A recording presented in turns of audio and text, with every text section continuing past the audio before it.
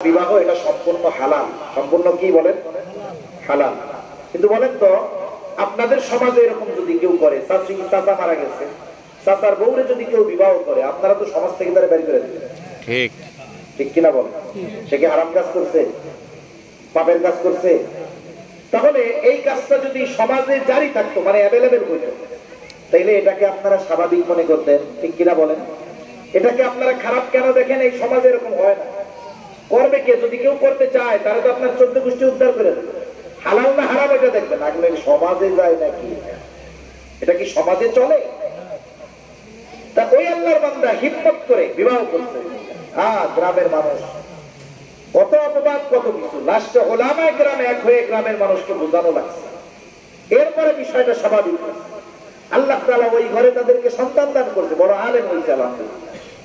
এবং লোকটাও খুব ভালো, হাজী সাহেব মানুষ, মারা গেছে কিছুদিন আগে, আল্লাহ ওনারে জান্নাত নসিব করুক। তাহলে একটা সমাজ পরিবর্তনে উনি কতটা ত্যাগ স্বীকার করেছে, ওই সমাজের মানুষ ওনাকে কত ঘৃণা করেছে।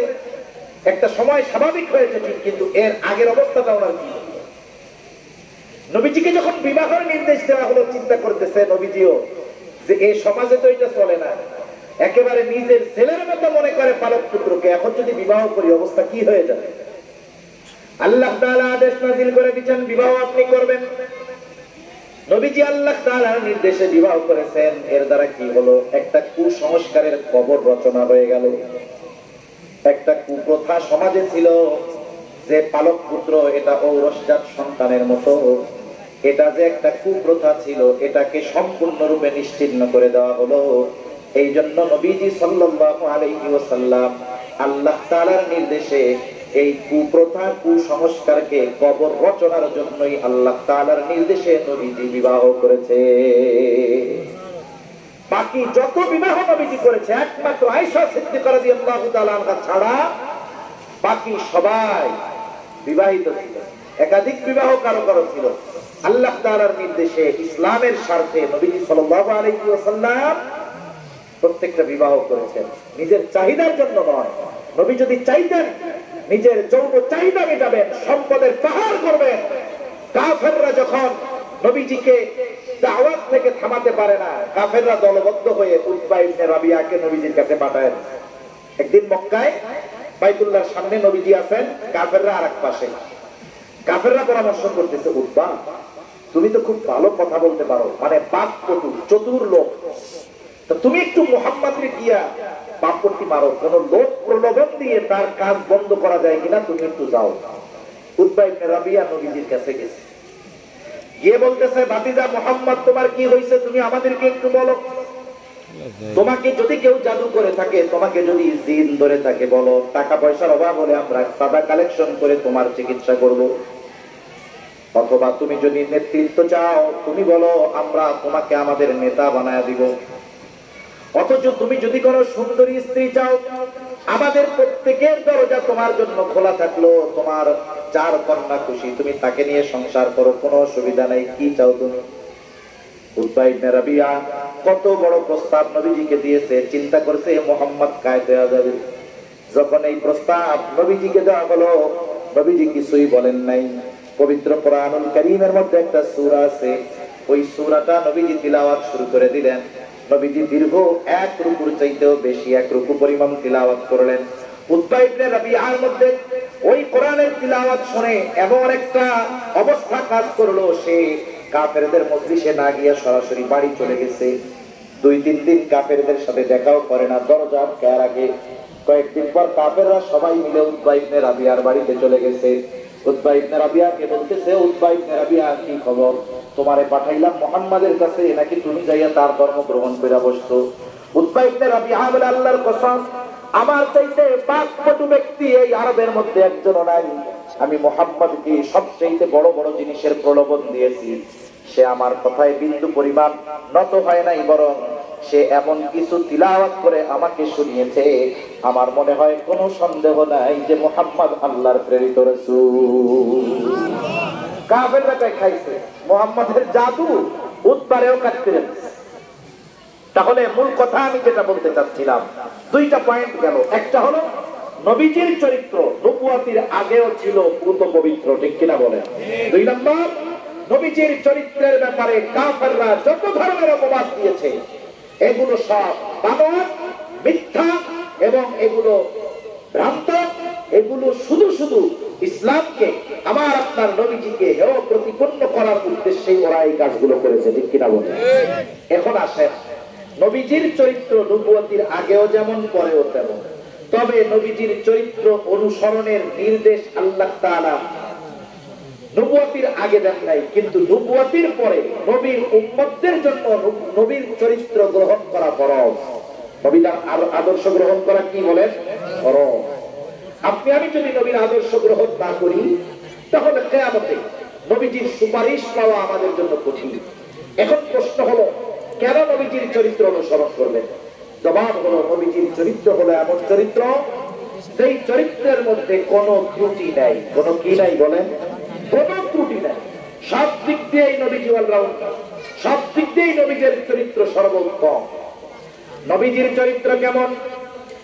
কাফেররা তো নবীজির চারিত্রিক সত্যায়ন করেছে, শুধু তাই না, আল্লাহ তাআলা কোরআনুল কারীমের মধ্যে নবীর চরিত্রের সত্যায়ন করেছেন। আপনাদের এলাকার সবচাইতে বড় বুজুর্গ, সবচাইতে বড় আলেম, উনি পাসপোর্ট করতে যাবেন অথবা কোনো সরকারি কাজ করতে যাবেন, ওনার নাগরিক সনদ লাগবে, চেয়ারম্যানের প্রত্যয়ন পত্র লাগবে, চেয়ারম্যানের সুপারিশ লাগবে। দেখা যাবে এমনও সময় গেছে এলাকার সবচাইতে বড় বুজুর্গ চেয়ারম্যানের কাছে নিজের চারিত্রিক সনদ আনতে গেছে, গিয়ে দেখা গেল ওই চেয়ারম্যান ধর্ষণের অভিযোগে জেলখানার মধ্যে আটক আছে, ঠিক কিনা বলে? তার মানে উত্তম চরিত্রের মানুষ তার চারিত্রিক সনদ আনতে যাওয়া লাগছে ধর্ষকের কাছে, কিন্তু আমার আপনার নবীজির চারিত্রিক সনদ দুনিয়ার কোন মানুষের দেওয়া লাগে নাই। আল্লাহ তাআলা কোরআনুল কারীমের মধ্যে বলেন, ওয়া ইন্নাকা লাআলা খুলুকিন আযীম। আল্লাহ রাব্বুল আলামিন বলেন, আপনাকে আমি মহান চরিত্রে অধিষ্ঠিত করেছি। এই ধরনের চরিত্র দুনিয়ার আর কাউকে দেওয়া হয় নাই। আমার আপনার নবীর আগে যত নবী এসেছে সব নবী উত্তম চরিত্রওয়ালা, কিন্তু আমার আপনার নবী শুধু উত্তম চরিত্রওয়ালা নয়, আমার আপনার নবী নিজের চরিত্রের ব্যাপারে বলেন, ইন্নামা বুইতু লিউতাম্মিমা মাকারিমাল আখলাক। নবীজি বলেন, আমাকে উত্তম চরিত্রে পরিপূর্ণতা প্রদানার্থে প্রেরণ করা হয়েছে। অতীতের সব নবী উত্তম চরিত্রওয়ালা, আর আমার আপনার নবী উত্তম চরিত্রে পরিপূর্ণতা দান করে দেওয়ালা। সুবহানাল্লাহ বলে। নবীজিকে এই জন্য আল্লাহ পাঠিয়েছেন। এজন্য রাসূল আকরাম সাল্লাল্লাহু আলাইহি ওয়াসাল্লামের চরিত্র অনুসরণ করার দরকার। আল্লাহ তাআলা কোরআনুল কারীমের মধ্যে সেই কথাও বলেন, লাকাদ জাআকুম, আল্লাহ তাআলা বলেন, লাকাদ কানা লাকুম ফি রাসূলিল্লাহি উসওয়াতুন হাসানাহ। আল্লাহ তাআলা বলেন, তোমাদের জন্য রাসূলের জীবন আদর্শের মধ্যে রয়েছে উত্তম আদর্শ। তার মানে যে রাসূলের আদর্শ অনুসরণ করবে সে উত্তম আদর্শের অধিকারী হয়ে যাবে, সে উত্তম আখলাকের অধিকারী হয়ে যাবে। এখন নবীর যদি আদর্শ আমরা অনুসরণ করি, লাভ শুধু দুনিয়ায় না, আখিরাতেও লাভ আছে।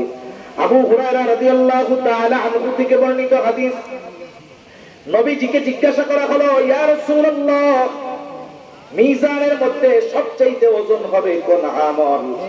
মনে রাখতে হবে আমল ওজন দেওয়া হবে। এই জন্য আমল কত বড় তাও দেখা হবে না, আমল কত এটাও গণনা করা হবে না, ওজন দেওয়া হবে।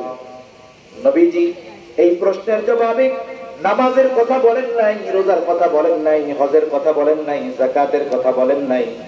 নবীজি বললেন, মিজানের মধ্যে সবচেয়ে ওজন হবে ওই আমল যেটার নাম হলো উত্তম চরিত্র, উত্তম আখলাক।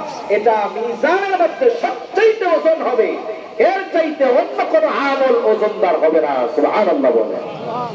এখন আসেন, নবীজির চরিত্র তো এক মহাসাগর। এক অল্প সময়ের মধ্যে নবীজির চরিত্রের সব দিক আমার আপনার সামনে তুলে ধরা, আলোচনা করা, এটা অসম্ভবের মতো ব্যাপার।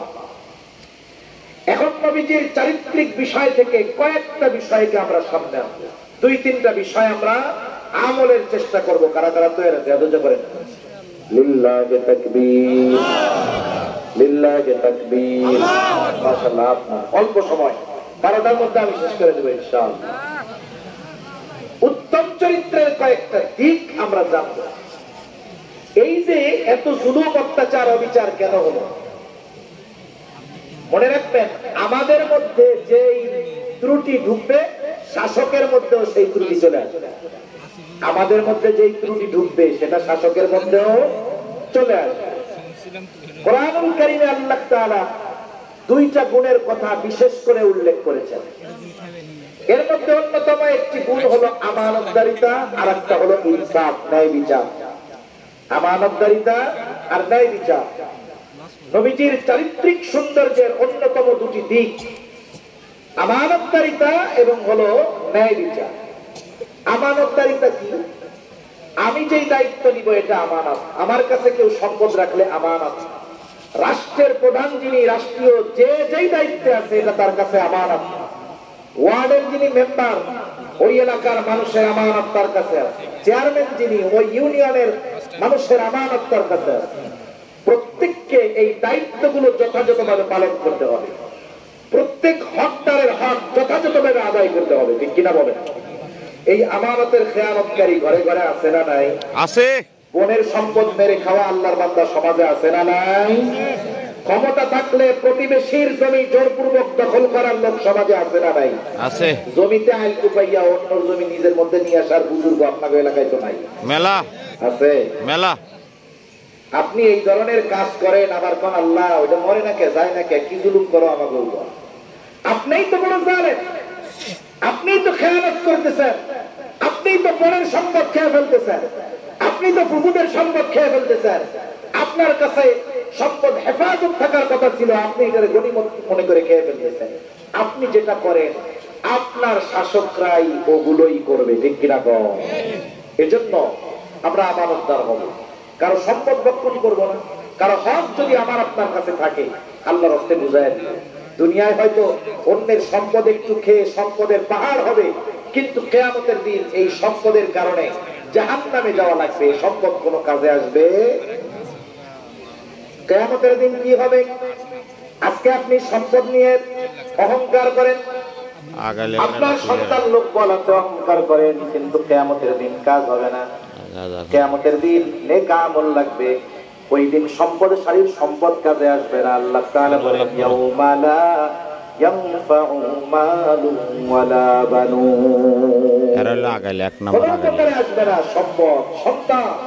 যদি এই দুনিয়ায় আপনি ঠিক না হয়ে যান তাহলে কিয়ামতে ধরা পড়বে। হাদিসের মধ্যে আসছে, নবীজি বলেন কিয়ামতের দিন সবচেয়ে নিঃস্ব হবে ওই ব্যক্তি মানুষের হক যে নষ্ট করেছে, মানুষের সম্পদ বক্ষণ করেছে তথা বান্দার হক নষ্ট করেছে।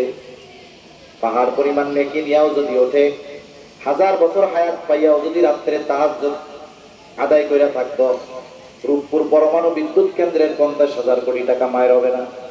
কারণ এই জায়গা প্রত্যেকটা পয়সার মধ্যে বাংলাদেশের 17 কোটি মানুষের হক রয়েছে।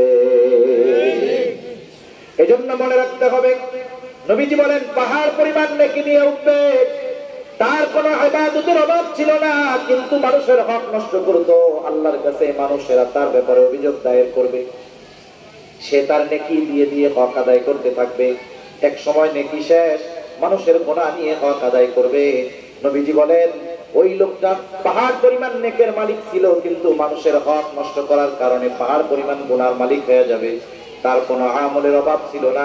নবীজি বলেন কিয়ামতের দিন ওই লোকটার চাইতে নিঃস্ব আর কেউ হবে না। এজন্য আমরা সর্বক্ষেত্রে আমানতদার হব। আমার কাছে কেউ যদি পায়, দুনিয়ায় চোখ অনন্তকালের জন্য বন্ধ হওয়ার আগে এই চেষ্টা করব যেন আমার কাছে কেউ কোনো পাওনা না থাকে। আমি যদি কোনো দায়িত্বশীল হই, সেটা আমাকে রাষ্ট্রের দায়িত্ব দিতে পারে, জনপ্রতিনিধি বানাতে পারে, এমপি হতে পারি, বিচারক হতে পারি, পুলিশ হতে পারি, সে যাই হই না কেন আমি আমার দায়িত্ব পালন করব, কারণ দায়িত্বগুলাও কি আমানত। কি বলেন? আমানত।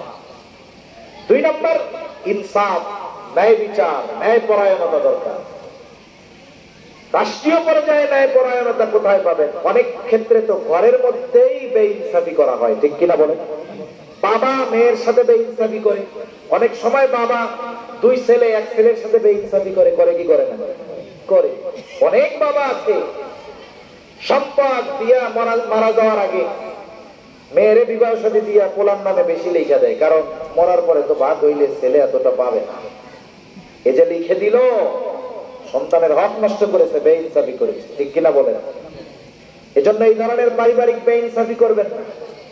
আবার এই সমাজে কত মানুষ আছে, একজন খালি গাদার গাডুনি কাটে, প্রবাসে থাকে, শহরে থাকে, প্রবাস থেকে পাঠায়, বাড়িতে বাপ ভাই যা আছে সব নিজের নামে সম্পদের পাহাড় করে, ওপাশ দিয়ে প্রবাসে যে সে বাড়িতে আইসা তার কবরের জায়গাও পায়। এরকম ঘটনাও দেশে আছে না নাই? আমরা পারিবারিক বেইনসাফি করি, নিজের কন্যাদের সাথে বেইনসাফি করি, নিজের স্ত্রীর সাথে বেইনসাফি করি। এখন বলেন, যেখানে আমরা জালেম ঘরের মধ্যে, সেখানে রাষ্ট্রীয় পর্যায়ে কি ওমর ইবনে আব্দুল আজিজ আসবে? রাষ্ট্রীয় পর্যায়ে তো এরকম জালেম একজন আসবে। এজন্য আমাদের প্রত্যেকের ঘর থেকে পরিবর্তন শুরু করার দরকার, ঠিক কিনা বলেন? পরিবর্তন কেমনে হবে? পরিবর্তন এই যে রবিউল আউয়াল মাস চলতেছে, এই সময় আসলে আমরা নবীজির জীবনীর ব্যাপারে আলোচনা করি। আপনারা প্রত্যেকেই এই প্রচেষ্টাটা করবেন, নবীজির একটা জীবনী, সিরাত, জীবনী গ্রন্থ ঘরের মধ্যে রাখবেন। 150, 200, 300 টাকায় পাওয়া যায়।